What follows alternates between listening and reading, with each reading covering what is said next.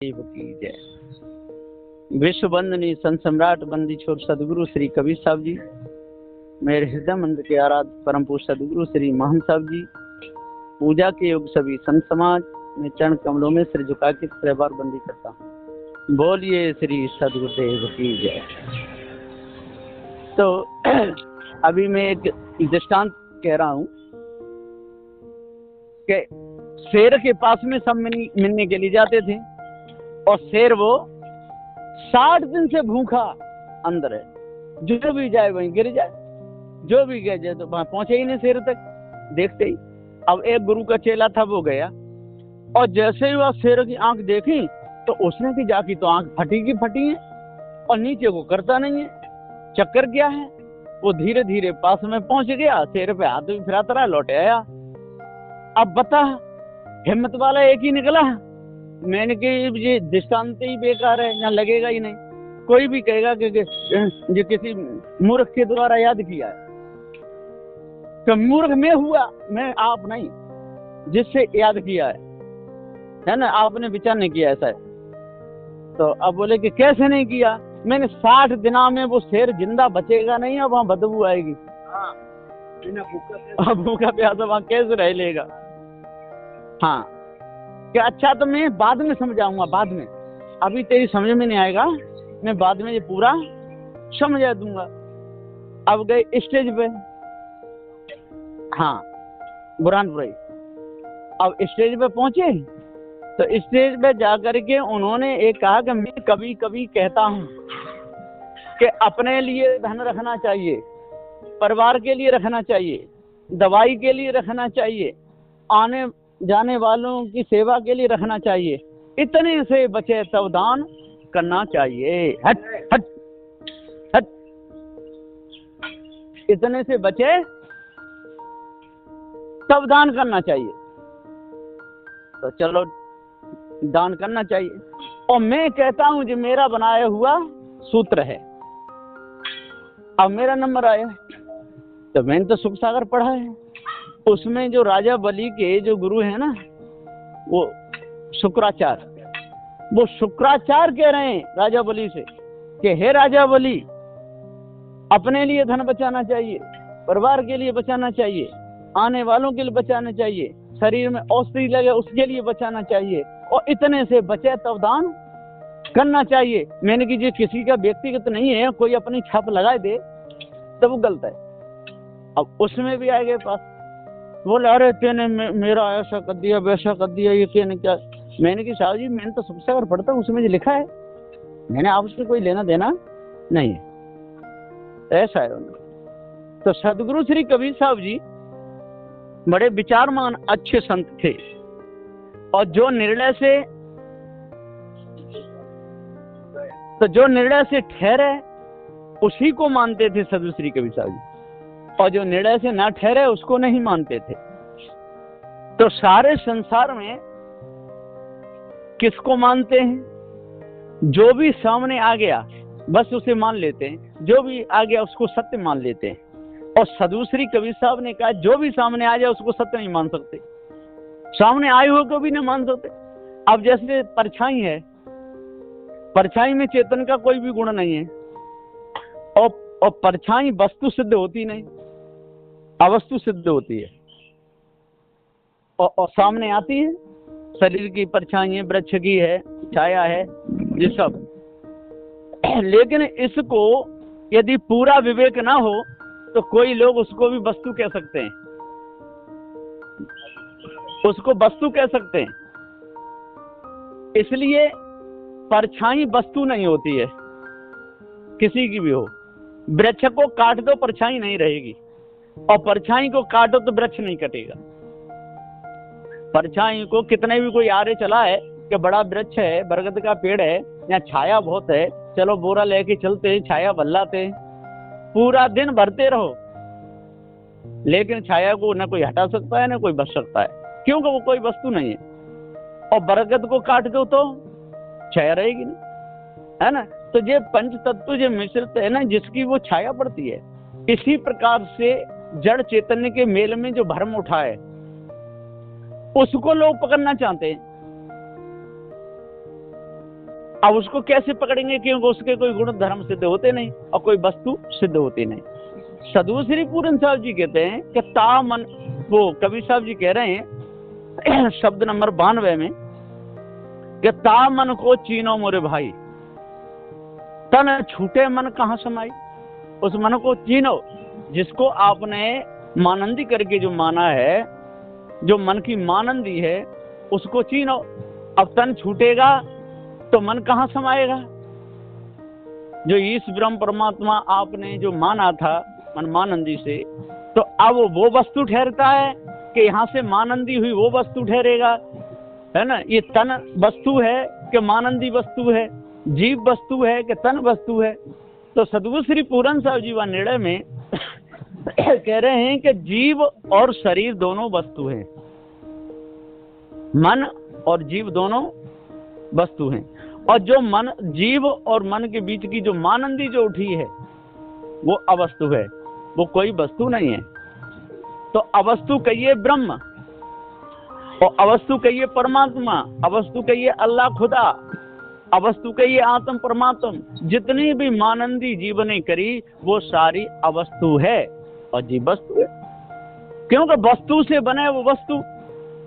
इसी प्रकार से मन, मन कहिए तन, तन सो मन और मन सो तन। सदगुरु देव जी निर्णय में कहते हैं कि जो तन है वही मन है और मन है वही तन है। इसलिए तन मन एक हो रहे तब हंस कबीर का है। जब तन मन का इसको ज्ञान हो जाए तब वो हंस कबीर, उसको जीव को ज्ञान होगा, और बिना जीव के ज्ञान हो नहीं सकता है। लेकिन इसका लोग उल्टा करते हैं कि तन मन एक हो रहे, तन मन में और एक ही हो रहे, तन मन को ही जीव मान ले। पर्यायवाची में यही लिखा है, जो ब्रह्मवादियों ने, इन्होंने जो पर्यायवाची जो किए हैं उसमें यही लिखा है कि जीव कहिए, आत्मा कहिए, मन कहिए, अंतःकरण कहिए, चित्त कहिए, है ना, ये सब पर्यायवाची हैं। सदगुरुदेव जी के निर्णय के अनुसार ये ठहरते नहीं। क्यों नहीं ठहरते? कि एक ही जैसे गुण पर्यायवाचियों में ठहरते नहीं है। कितने भी उसके कर दो, जैसे लाखों मूर्तियां बना दें एक ही व्यक्ति की, और देखने में वो एक सी लगती है, और वो बता भी सकता है कि ये मैंने मूर्ति बनाई है और ये मेरी मूर्तियां हैं। तो वहां बताने वाला, अब उसको देखो तो पर्याय कहते हैं मानो उसी जैसा, अब वो पूरा दिख रहा है सब एक साथ। अब जिसने मूर्ति बनाई उसकी आकृति, वो सारी मूर्तियां उसने बनाई हैं। अब उसको हटा लो एक असल को, तो फिर नकल का क्या महत्व है?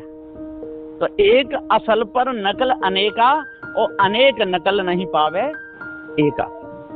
जो एक जो चेतन जीव है इसके लाखों पर्यायवाची कर दो, और जीव को हटाते ही सब रद्द, किसी के भी करो। जैसे सूर्य है, सूर्य के पर्यायवाची कितने भी कर दो, लेकिन प्रकाश करेगा तो सूर्य ही करेगा। अब क्या कभी इसने अपना प्रकाश बंद कर लिया था? ऐसा भी नहीं, क्योंकि तुलसीदास ने भी कहा है, तुलसी जो गोस्वामी तुलसीदास जी ने कहा है कि जब अयोध्या में खुशी छा रही थी तो सूर्य निकला उधर होकर के। अब उनको इतना तो पता नहीं था कि सूर्य तो घूमता ही नहीं है, तो उधर होके क्या निकलेगा? सूर्य तो इसका ही रहता है, पृथ्वी घूमती है, इसलिए पता चलता है। तो वहीं तो उनको बहुत अच्छा लगा, अयोध्या में बहुत ज्यादा अच्छा लगा। तो सूर्य भगवान 1 महीना तक अयोध्या में ही रुक गए। तो 1 महीना तक वहां रात हुई नहीं, 1 ही महीना का ही दिन हो गया। और फिर 1 महीना बाद श्री राम भगवान के गुण गाते हुए सूर्य भगवान वहां से चले गए, है ना।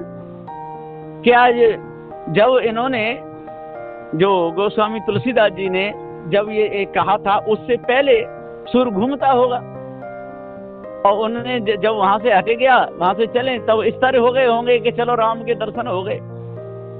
तो ऐसा तो होता नहीं।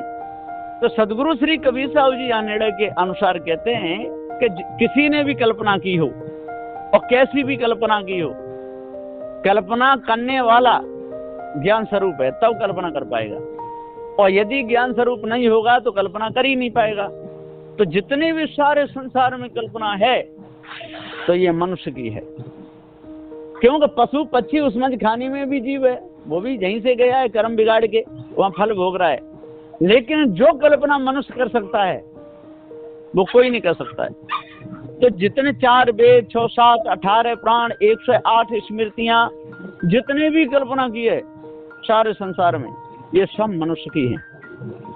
इसलिए कल्पना श्रेष्ठ नहीं, कल्पना करने वाला ये चेतन जीव श्रेष्ठ है। अब आती है वस्तु और अवस्तु की बात।